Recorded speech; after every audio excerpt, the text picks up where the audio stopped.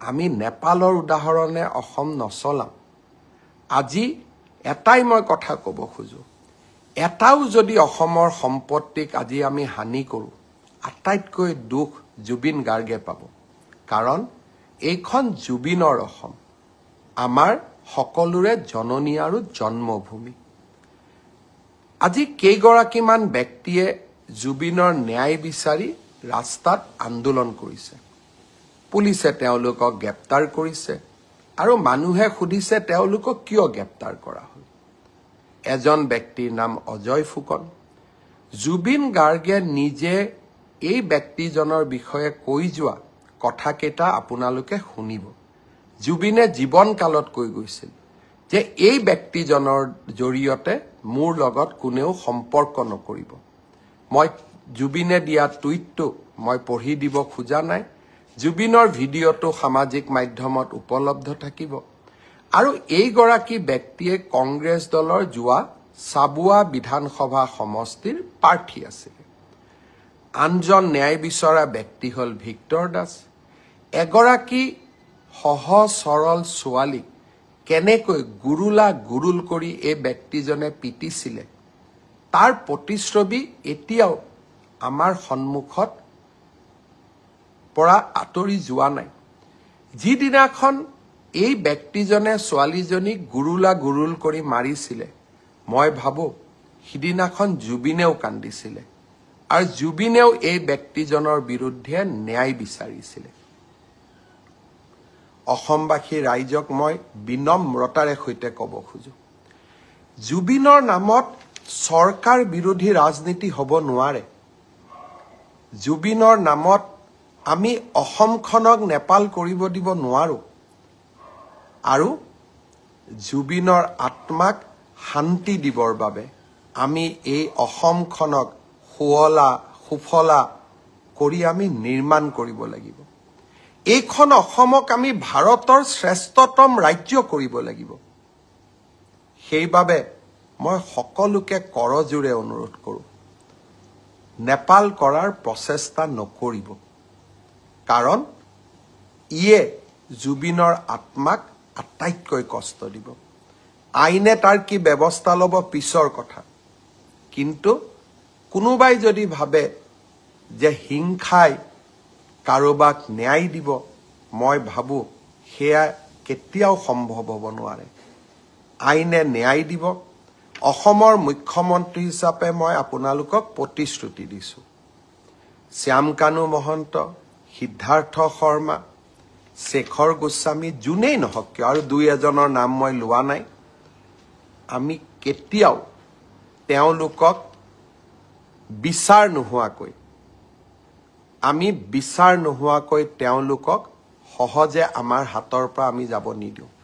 মাত্ৰ ৰাইজক মই অনুৰোধ কৰিম আপোনালোকে আইন হাতত নলব পুলিচ আছে আৰু অসম পুলিচে যোৱা 5টা বছৰত কৰি অহা কাম আপোনালোকে দেখিছে কাজিৰঙাত এটাও গড় হত্যা নোহোৱা হ'ল শিশুক ঢিঙৰ ঘটনা জানে আমি কাকো কেতিয়াও এৰি দিয়া নাই আৰু এতিয়াও মই প্ৰতিশ্ৰুতি দিছো যে জুবিন গাৰ্গৰ প্ৰতিটো পল প্ৰতিটো ক্ষণৰ শেষ ক্ষণৰ হিচাপ আমি অসমবাসী ৰাইজে পাব লাগিব ধৈৰ্য আমাৰ থাকিব লাগিব কাৰণ যদি আমি ধৈৰ্য হেৰুৱাই পেলাওঁ তেতিয়াহ'লে আমি আমাৰ মানসিক সন্তুলনো হেৰুৱাই পেলাম আৰু তেতিয়া আমি আমাৰ আকাংক্ষিত লক্ষ্যত উপনীত হ'ব নোৱাৰো শ্যামকানু মহন্ত সিদ্ধাৰ্থ শৰ্মাৰ বিৰুদ্ধে আমি লুকআউট নটিচ ইস্যু কৰিছো অৰ্থাৎ তেওঁলোক এতিয়া বিদেশলৈ পলাই যাব নোৱাৰে পোষ্টমৰ্টেম ৰিপৰ্ট ছিংগাপুৰৰ পৰা আনিবৰ বাবে আমি প্ৰচেষ্টা কৰিছো গুৱাহাটী মেডিকেল কলেজৰ পোষ্টমৰ্টেম ৰিপৰ্ট ইতিমধ্যে প্ৰস্তুত হৈ উঠিছে দিল্লীৰ CFLলৈকে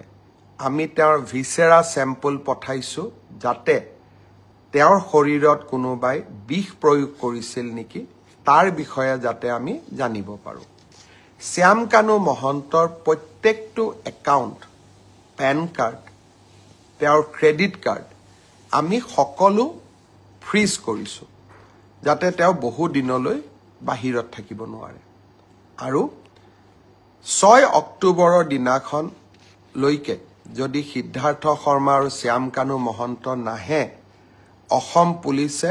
আপ্ৰাণ প্ৰচেষ্টা কৰিব তেওঁলোক য'তেই আছে তাৰ পৰা আমি উভতাই অসম ভূমিলৈ লৈ অহাৰ বাবে আৰু আপোনালোকৰ হাততো কিবা তথ্য থাকিলে আপোনালোকেও আমাক সহযোগিতা কৰিব জুবিন ৰাইজৰ সম্পদ জুবিনক ন্যায় দিয়াৰ দায়িত্ব প্ৰত্যেকগৰাকী অসমবাসী ৰাইজৰ কৰ্তব্য আমি কেইজনমানে এই দায়িত্ব মূৰত তুলি ল'ব নালাগে এই দায়িত্ব 3 কোটি অসমৰ জনতাই আজি মূৰত তুলি লৈছে আৰু জনতাৰ প্ৰতিনিধি হিচাপে এই দায়িত্ব মই নিষ্ঠাৰে আৰু সততাৰে সৈতে পালন কৰিম প্ৰতিটো মুহূৰ্ত আজি কোনোবা এজন বেলেগ সিদ্ধাৰ্থ শৰ্মা আহি পাব দিল্লীত আমি উৰা বাতৰি উলিয়াই দিম যে 10 বিত বহি থকা ব্যক্তি এইজনেই হয় দুটা আৰু এটা উৰা বাতৰি উলিয়াই দিম শ্যাম কানু মহন্ত গুৱাহাটীতে বহি আছে মই ভাবো উৰা বাতৰি আমাৰ মনবোৰ অশান্ত কৰিব এখন জুবিনৰ হকে কাম কৰা নিষ্ঠাৰে কাম কৰিব বিচৰা চৰকাৰ আৰু অসমৰ মুখ্যমন্ত্ৰী আপোনালোকৰ লগত আছে যিদিনাখন মই বিফল হম সিদিনাখন আপোনালোকে মোক শাস্তি দিব কিছুমানে কৈছে যে 26ত ভোট নিদিও হি স্পষ্ট কথা আমি যদি জুবিনক ন্যায় দিব নোৱাৰো আমাক আপোনালোকে কিয় ভোট দিব নিদিয়াটো স্বাভাৱিক আৰু তাক আমি মানিও ল'ব লাগিব সেইবাবে ৰাইজক মই আকৌ এবাৰ আন্তৰিকতাৰে সৈতে জনাব খুজিছো যে মই মোৰ লক্ষ্যত অটল হৈ আছো আৰু এই লক্ষ্যত অটল হৈ থাকিয়ে মই কাম কৰি যাম আজিৰ পৰা 10-12 বছৰ আগতে শ্যাম কানু মহন্তৰ লগত কেতিয়াবা উঠা ফটো এখন সামাজিক মাধ্যমত দিব ঠিক তেনেকে অখিল গগৈও শ্যাম কানু মহন্তৰ লগত ফটো উঠিছিল কাৰণ আমি সামাজিক ব্যক্তি আজি ৰাতিপুৱাও 50-60 গৰাকী মানুহৰ লগত মই ফটো উঠি আহিছো কোন কি মইতো নাজানো কিন্তু এজন সামাজিক ব্যক্তি হিচাপে জীৱনৰ বিভিন্ন মুহূৰ্তত বিভিন্ন সময়ত কাৰোবাক আমি লগ পাওঁ কিন্তু অপৰাধীক সহায় কৰা হি অসমৰ মুখ্যমন্ত্ৰীৰ দায়িত্ব হ'ব নোৱাৰে ব্যক্তিগত সম্পৰ্কৰ ওপৰত গৈ আমি জুবিনক ন্যায় দিবই লাগিব সমাজক আমি সন্তুষ্টি কৰিবই লাগিব আৰু এয়া মোৰ দায়িত্ব আৰু কৰ্তব্য মই মাত্ৰ এটাই অনুৰোধ কৰিম অসমক নেপাল বনাম বুলি নকব বহু কষ্ট কৰি আমি সকলোৱে এইখন অসমলৈ এটা নতুন গতি উভতাই আনিছো মোৰ মনে নামানে মোৰ প্ৰাণে নামানে অসমৰ যুৱ শক্তিয়ে এইখন অসমক আগুৱাই লৈ যাব এইখন জুবিনৰ অসম এইখন ভূপেন হাজৰিকাৰ অসম এইখন জ্যোতি বিষ্ণুৰ অসম আৰু এইখন অসমক আমি মহাশক্তি কৰিব লাগিব জুবিনৰ ঘটনাৰ নিৰপেক্ষ তদন্ত কৰিবৰ বাবে যোৱাকালি মই গুৱাহাটী উচ্চ ন্যায়ালয়ৰ মুখ্য ন্যায়াধীশক এখন চিঠি লিখিছো যে এজন সিটিং জাজেৰে আপুনি এখন জুডিশিয়েল কমিশনো গঠন কৰি দিয়ক যদি পুলিচৰ তদন্তত কিবা ভুল থাকে জুডিশিয়েল কমিশনখনে যাতে আমাক তন্নকৈ চাই থাকিব পাৰে অৰ্থাৎ আমি ট্ৰান্সপাৰেন্সি আৰু স্বচ্ছতাৰ মাজেৰে এই তদন্তক আমি আগবঢ়াই লৈ যাব বিচাৰো অসমৰ ৰাইজক মই আৰু এটা প্ৰতিশ্ৰুতি দি থৈছো যিদিনাখনে আমি অনুভৱ কৰিম যে অসম পুলিচে জুবিনক ন্যায় দিব নোৱাৰে সিদিনাখনে এই গোচৰ আমি CBI লৈকে পঠাই দিম আজি ৰাতিপুৱা মই কেন্দ্ৰীয় গৃহমন্ত্ৰী ডাঙৰীয়াক জনাইছো যে প্ৰয়োজন হলে এই গোচৰ মই CBI লৈকে পঠাম আশা কৰো মোৰ ব্যক্তিগত অনুভূতি আৰু প্ৰতিবদ্ধতা আপোনালোকে সকলোৱে বুজি পাব আৰু সকলোৱে এই জটিল সময়ত আমাক সহযোগিতা কৰিব মোৰ জননী জন্মভূমি মোৰ অসম আৰু এইখন অসমক আমি কেতিয়াও নেপাল নকৰোঁ। এইখন অসম সদায় বিকাশৰ গতিৰে আগবাঢ়িব। আৰু যিসকলে অসমখনক নেপাল কৰিব খুজিব তেওঁলোকৰ লগত মোৰ ৰাস্তা নিমিলে। আৰু তেওঁলোকক জীৱনৰ শেষ মুহূৰ্তলৈ আৰু জীৱনত এটোপা ৰক্ত থকালৈকে অসমক নেপাল কৰিব খোজাসকলৰ সৈতে সাহসেৰে মই থিয় দিম। লাগিলে তেনে কৰিবলৈ যাওঁতে মই মৃত্যুকো সাৱটি ল'ম।